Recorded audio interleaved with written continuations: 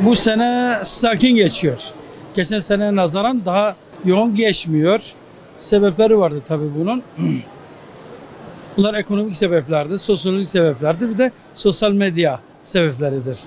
Kur'an-ı Kerim ve Risale-i Nur üzerine yayın yapıyoruz. Risale-i Nur dikkat çeken bir eserdir zaten. Bilenler geliyor, bilmeyenler de denk geldiği zaman bunlar nedir diye soruyor. Biz de sosyolojisine uygun şekilde kitapları sunuyoruz, meseleleri sunuyoruz. Dikkatlerini çekerse, ilgi çekerse, merak ederseler o tarza bir satın alma oluyor. Bazen hediye ediyoruz, bazen satıyoruz. Diyarbakır Ahmet yani okuma yönünde fena değil diyorum. Okuma seviyesi de yüksektir ama genelde ekonomik kriz olduğundan dolayı tabii bu ister istemez düşüyor. Bir de sosyal medya çok etkilidir bu konuda. Millet genelde sosyal medya üzerinden bazı meseleleri öğrenmek istiyor, kitap almadan. Ama genel olarak kitap okuma alışkanlığımız düşüktür yani. Genel olarak. Bir de Kürtçe yayınlar konusunda da bir atak var bu konuda. O da iyidir.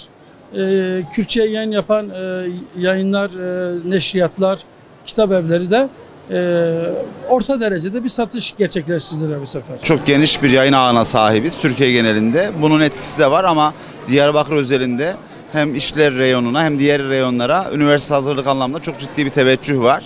Özellikle TÜYAP tarafından organize edilmesi de bir artı sağlamış bu yıl. Çok daha düzenli ve verimli geçiyor. Okullarımız kafileler halinde geliyor. Olabildiğince uygun fiyatlara da vermeye çalışıyoruz.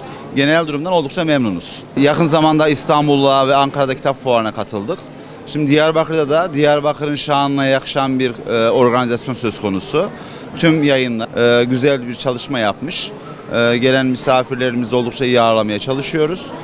Ben oldukça başarılı buluyorum. Şu anda tabii 3,5 milyona yakın kişi üniversite sınavına giriyor. Bunun bir yansıması var ama özellikle öğrenciler artık çalışmalarını belli bir noktaya getirdiler ve deneme sınavı çözmek istiyorlar.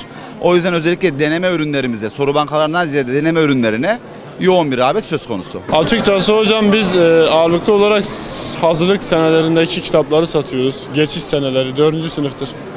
8. sınıftır. Yine aynı zamanda YKS senesindeki öğrencilere daha ağırlıklı kitaplar satıyoruz. Yani öğrenciler ağırlıklı olarak sayısal alanlardaki kitapları tercih ediyor. Matematiktir, fendir, fizik, kimya, biyolojidir tarzı kitapları tercih ediyorlar. Öğrenciler biraz fiyattan ürküyorlar. Bize daha uyguna vermeye çalışıyoruz. Daha kampanyalı ürünler vermeye çalışıyoruz ki alsınlar, yararlansınlar, faydalansınlar, ülkemizin gençleri çok sağlam yerlere gelsin diye. Açıkçası şöyle, özellikle sabah saatlerinde ilk açıldığı zaman çok ciddi bir yoğunluk var. Hiçbir şekilde baş edemiyoruz yoğunlukla yani. Bir dağılıyoruz. Aynı zamanda 3 tane müşteriyle beraber baş etmeye çalışıyoruz yani. Öğle saatlerinde yine ciddi bir yoğunluk oluyor. Akşam saatlerinde oluyor. İş çıkışları, öğle araları ve sabah saatleri oluyor genelde. Hafta sonları çok ciddi bir yoğunluk oluyor. Pazar günü de aynı şekilde son gün olduğundan dolayı bekliyoruz. Zaten son günlerde kampanyalı bir şekilde ürünlerimizi vermeye çalışacağız. Bütün standlar yani gerekli karşılığı almıştır bence.